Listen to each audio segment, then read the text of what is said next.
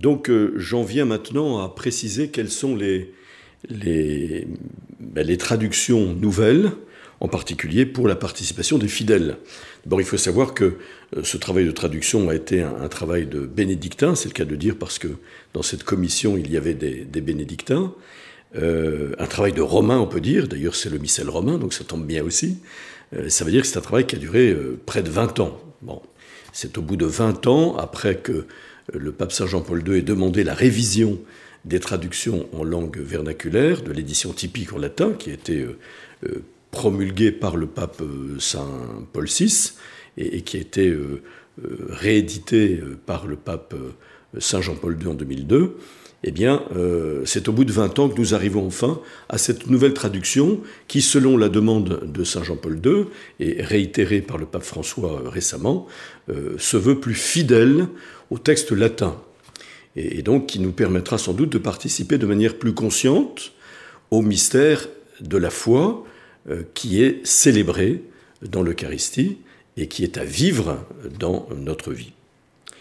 Alors, je vais simplement commencer par dire ce qui change pour les fidèles, parce que tout a été retraduit. Donc c'est vrai pour les oraisons, qui sont prononcées par le prêtre.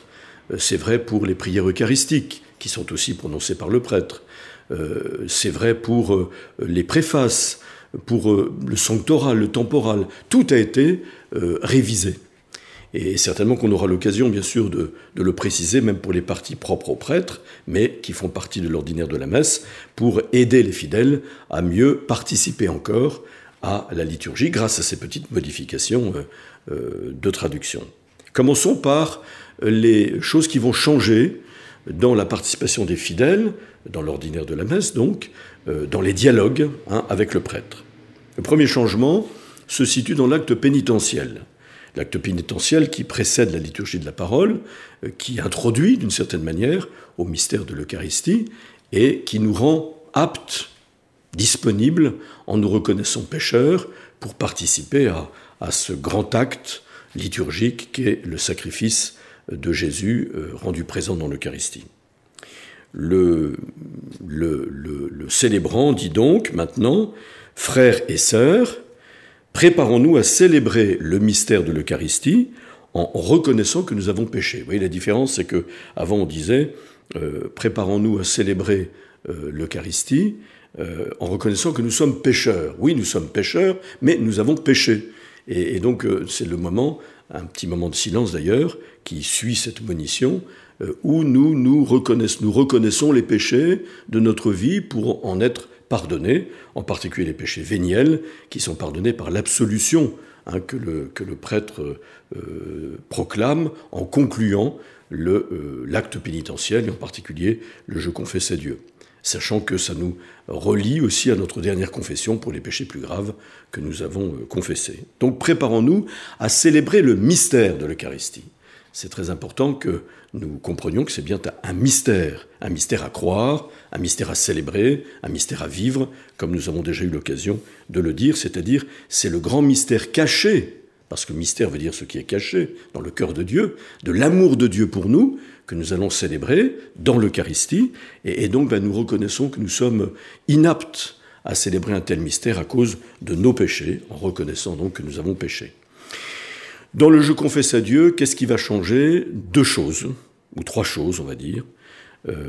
D'abord, je le dis avec vous, je confesse à Dieu Tout-Puissant, je reconnais devant vous, frères et sœurs. Je reconnais devant vous, frères et sœurs, pas seulement frères, mais frères et sœurs, que j'ai péché en pensée, en parole, par action et par omission. Oui, j'ai vraiment péché, tout ça ne change pas.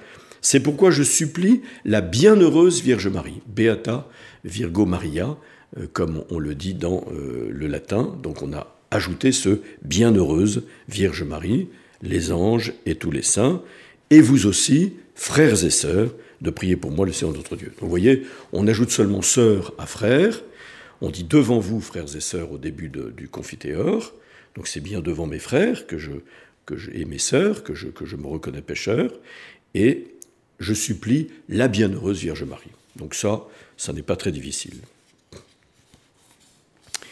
Ensuite, la deuxième grande différence que nous aurons, enfin grande différence, petite différence, Dans l'hymne du Gloria, lorsqu'il y a lieu, c'est-à-dire les jours de fête, solennité ou le dimanche, nous ne disons plus « toi qui enlèves le péché du monde », mais la traduction du latin qui est « peccata mundi » et non pas « peccatum mundi », eh bien on traduit désormais, de manière plus littérale, « toi qui enlèves les péchés du monde ».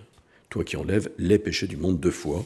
C'est la seule différence que nous trouverons dans le chant du Gloria. Ensuite, vous remarquerez que la traduction de la doxologie qui conclut la prière d'ouverture de la messe a été modifiée pour être plus fidèle au latin.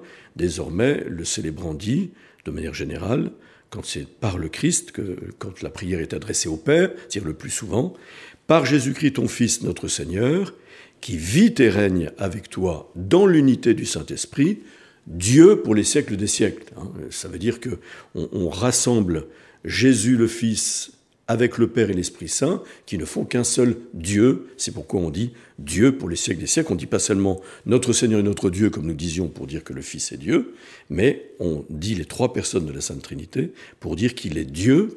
Les 3 personnes font un seul Dieu pour les siècles des siècles.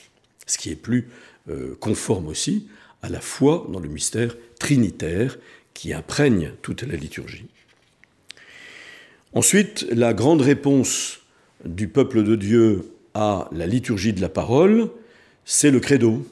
Et quand on prend le grand credo de Nicée-Constantinople, eh bien, on ne dit plus « engendré, non pas créé, de même nature que le Père », cette expression qui voulait traduire le latin « consubstantialem patri », on a repris le terme exact, littéral, de consubstantiel au Père. C'est très important ça, parce que si vous et moi, nous sommes de même nature, nous sommes distincts, nous ne faisons pas qu'un. Alors que le Père, le Fils et l'Esprit Saint, s'ils sont distincts par leur relation au sein de la Sainte Trinité, ils ne font qu'un seul Dieu. C'est ce que exprime ce mot consubstantiel, qui traduit un mot grec homoousios, qui était défini au concile de Nicée en 325 contre l'hérésie arianiste qui a fait des ravages à l'époque, en particulier en Gaule, mais dans toute la chrétienté, et qui considérait que Jésus n'était pas le Fils de Dieu, il était seulement par adoption. Donc quand nous disons de même nature, ça n'est pas suffisant. C'est vrai que Jésus a la même nature que le Père parce qu'il est Dieu, mais ils ne font ensemble qu'un seul Dieu, consubstantiel, une seule substance. Donc le mot théologique a été replacé en français dans le symbole de Nicée-Constantinople. Vous y serez attentifs. Engendré, non pas créé, consubstantiel au Père, et par lui tout a été fait.